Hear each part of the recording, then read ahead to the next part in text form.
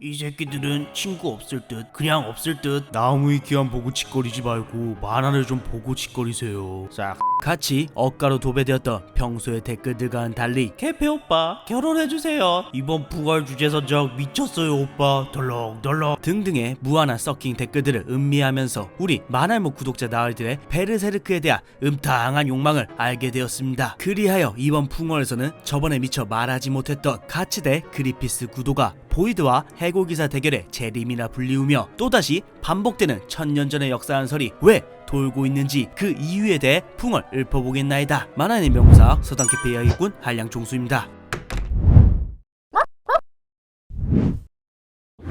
5명의 사자에게 화가 될 자 해골기사, 인간의 규격을 벗어난 거구의 육체 위에 해골을 본따 만든 풀플레이트 아머를 걸치고 중마갑을 한 흑마를 탄 채 밤을 배회하는 해골기사. 현 시점 유일하게 고드핸드와 대립할 수 있는 실력을 가진 해골기사는 강마의식에 침입할 수 있는 능력을 가진 걸로도 모자라 이미 1000년이 넘는 세월 동안 고드핸드와 대립하고 있는 특별한 존재입니다. 과거 대륙을 통일하고 죽음을 몰고 다녔던 왕이었지만 폭군으로 전락해버렸다는 전설 속 주인공으로 추정되어진다고 할지라도 한낱 인간에 불과했던 그가 어떻게 1000년을 넘게 살고 있는지, 그 역시 고드핸드처럼 마에게 무엇을 바쳐서 그렇게 된 것인지 현재로서는 정체도 그 강함의 비밀도 알 수 없지만 다만 한 가지 확실한 것, 그 역시 가치와 마찬가지로 고드핸드를 제거하기 위해 지금까지 살아 숨쉬고 있다는 것이죠.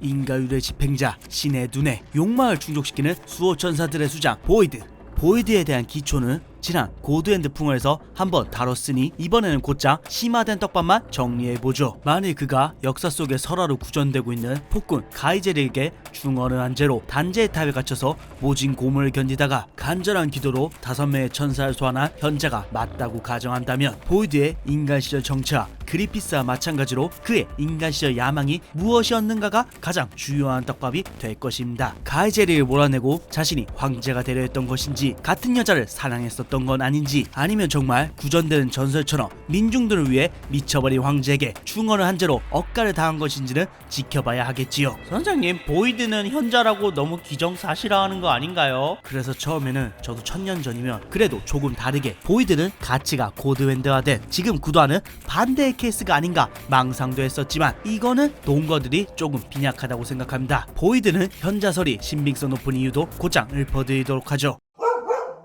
가츠와 페무토의 대결 구도가 왜 해골기사와 보이드의 재탕인지에 대해 설명드리기에 앞서 기억이 가물가물하신 구독자 나으들을 위해 틱톡 릴스 쇼츠 스트로다가 현 가치대 그리피스 구도에 대해 짧게 요약해드리겠나이다. 여기 검이라 하기엔 너무나 큰 걸 짊어진 남자가 있습니다. 그건 엄청나게 크고 두껍고 무겁고 그리고 조작 바친다 라는 그리피스의 한마디에 시작된 강마의 의식으로 모든 걸 잃게 된 가츠. 그 후 혼자 사도사냥 다니던 중 새로운 동료들을 만나게 되고 덤으로 광전사의 갑주 파밍에 성공, 이후에도 꾸준히 경험치를 쌓으면서 자신을 가장 힘들게 했던 캐스커를 다시금 원래의 상태로 돌려놓는데 성공한 것이 지금 가치의 상황 요약이라면 그리피스는 이렇습니다. 야망이 좌절된 순간 한치의 망설임도 없이 자신의 가장 소중한 것을 제물로 바쳐 어둠의 날개 페무토로 환생하는 데 성공한 그리피스. 강마의 의식 숙제가 끝날 때마다 짬는 덕분에 사도 주제에 고드핸드를 뛰어넘겠다는 야망을 가진 가니슈카 대제를 찢어 발겨버리면서 현세의 구원자 빛의 매로서 강림, 현재는 수건이었던 자신의 나라 팔코니아를 세우고 인간들을 위해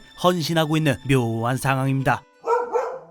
이제 모두가 잊고 있었던 오늘 풍월의 본 주제인 가치대 그리피스 대립 구도는 해골기사 보이드 서사의 대풀이다라는 추측이 왜 신빙성을 얻고 있는지 논거 정리 시작하도록 하죠. 첫째, 처절한 몰락, 왜곡된 역사. 1000년 전 끝없는 전쟁이 벌어지던 대륙을 통일하여 황제에 등극한 마왕 혹은 죽음을 끄고 다니는 왕이라 불렸던 가이제릭이지만 민중들의 기억 속에 역사 속에 기록된 가이제릭은 황제로 등극하자 매일 주지육립을 누리며 신하와 백성들을 학대하는 폭군으로 변모하게 되었고, 이를 보다 못한 측근의 현자가 충언을 하자 복구이 된 황제는 그를 단죄의 탑에 가둔 채 모진 고문을 가하였고, 결국 탑 안에서 간절한 기도를 올리던 현자의 부름에 응답한 5명의 전사가 내려와 도시를 지상에서 사라지게 했다는 부정적인 전설만이 남겨진 상황입니다. 하지만 이런 설화와는 다르게 현재 해골기사는 가치를 물심양면으로 도와주고 고드핸드를 멸하려 함과 동시에 요정과 같은 유괴의 존재들한테도 존경받는 그야말로 전설과는 대비되는 품격 있는 성군으로서의 행보를 보이고 있죠. 이렇듯 전설 속에 서서하는 정반대의 인성을 가진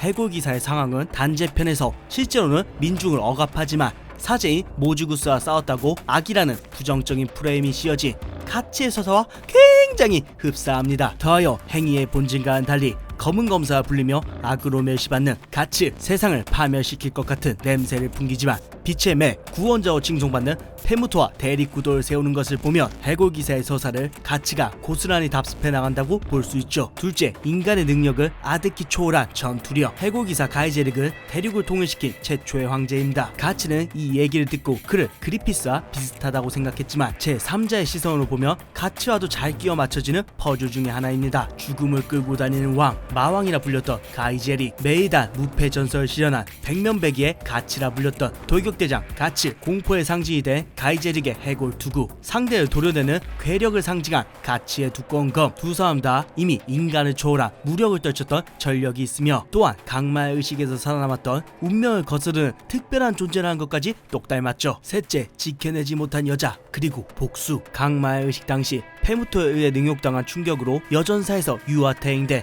캐스커의 복수를 하고자 가치는 사도 사냥을 시작하며 페무토의 흔적을 뒤쫓고 있었던 것이죠. 그리고 해골기사 역시 가이제릭 시절 연인이었던 고인이 된 벚꽃의 히무니어에게 재문의 낙인이 찍혀있던 것을 보면 그녀의 죽음을 초래한 건 역시 고드핸드로 추정됩니다. 고로 해골기사가 끝나지 않는 밤을 1000년이 넘는 시간 동안 헤매며 보이드를 추적하는 이유 역시 가치와 똑 닮았죠. 넷째, 라이벌 간의 극심한 격차. 아무리 해골기사가 베에리트 먹여 키운 검이 있다고 한들 절대적인 마왕의 정점에 있는 천사장 보이드가 울부짖으며 방갈죽 당하는 모습은 상상조차 하기 힘듭니다. 솔직히 탈 것으로 승격한 불사신 조드랑 엄대엄하는 해골기사 꼬라지를 보며 시라끈 보이드가 좆바를 것. 아무튼 이런 기나긴 둘의 악연 역시 페무토를 혼내주러 가야 하는 가츠 구도와 똑 닮았죠. 고로 지금까지의 추측을 요약해보면 만일 보이드가 고드핸드를 소환하여 도시를 소멸시킨 현자라고 했을 시 지금 가츠와 그리피스의 구도는 1000년이 지나서 다시 한번 그때 그들의 운명이 재현되고 있다는 설이 팩트가 아닐까 하는 정황 증거들이 나오고 있는 것만큼은 사실입니다. 언제나 그렇듯 마지막은 해골기사와 보이드에 관한 썸씽에 대한 모든 궁금증을 해결하는 Q&A 시간으로 마무리 츄르륵 해보죠. 보이드 대 해골기사 둘의 1000년이 넘게 이어진 운명은 어떻게 끝이 날까요? 해골기사는 단순히 5명의 사자를 처단하는 게 목적으로 보이기에 솔직히 보이드에게 달려있다고 생각합니다. 만일 전설 속 현자가 진짜 보이드라며 지금의 그리피스처럼 그 역시 인간 시절 원대한 야망이 있었을 겁니다. 또한 켄타로 센세가 생전 고드핸드의 목표에 대한 질문을 받았을 때 답은 공허다 라고 했던 것을 보면 얽혀버린 세계를 완전한 공허, 기쁨도 슬픔도 없는 무로 되돌리려 하거나 자신이 진정한 마가 되려는 야망이 있겠죠. 그리고 이를 저지하려는 해골기사 스토리가 아닐까 합니다. 과거 회상 때 나온 여인이 인간 시절 슬렁이라는 거 팩트인가요? 우연히 가치는 광전사의 갑주를 통해 가이제리의 기억 속에서 재문의 낙인이 찍힌 묘한 새끼를 풍기는 여인의 모습을 보게 되는데 여기서 나온 여인의 분위기와 헤어가 묘하게 슬렁을 닮아서 나오게 된 설인데요. 슬렁이 해골기사를 폐하라고 부르며 친민가를 표시했던 것과 그런 부름에 뱃속에 장부라고 색드리고 화답했던 훈훈한 해골기사이기에 두 사람이 과거 연인이었지만 모종의 이유로 사이가 틀어진 것인가 하는 설이 제기되었지만 곧장 그녀가 벚꽃의 히무니어라고 불리었던 해골기사의 연인이었다는 것과 현재 그녀가 무덤에 고이 잠들어 있다는 것이 밝혀지면서 슬럼과의 썸씽설은 그냥 개구라로 판명났습니다. 과거가 재현되고 있다면 결국 가치도 지는 거 아닌가요?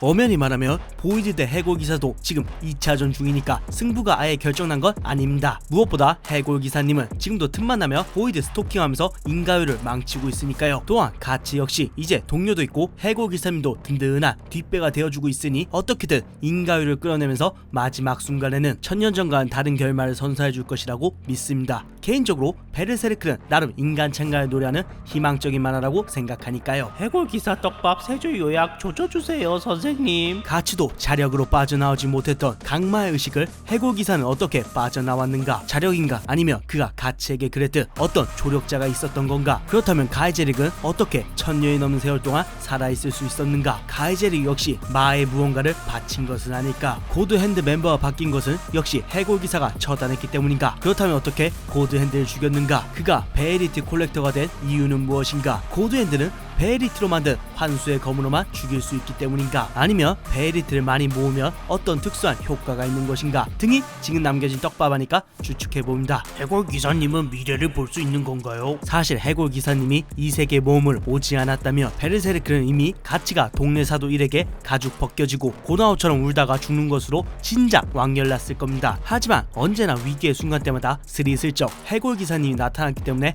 아직도 연재 중인 것이죠. 뭐 아무튼 능력은 출중하지만 예지력은 없다고 봅니다. 왜 why? 고드핸드도 예지 능력이 없어서 인가율 변수 생길 때마다 우리도 신은 아님 하면서 보험 까고 들어가는 수준인데 해골 기사가 이런 능력이 있는 게 좀 밸런스상 그렇죠. 고로 위기 때마다 가이제릭이 가치 공주님을 구해줄 수 있었던 건 해골 기사가 그와 같은 경험을 했기 때문이 아닐까 합니다. 해골 기사님은 이 세계 모험 중은 어떻게 생각하? 1절만 해라 개패소리 컷!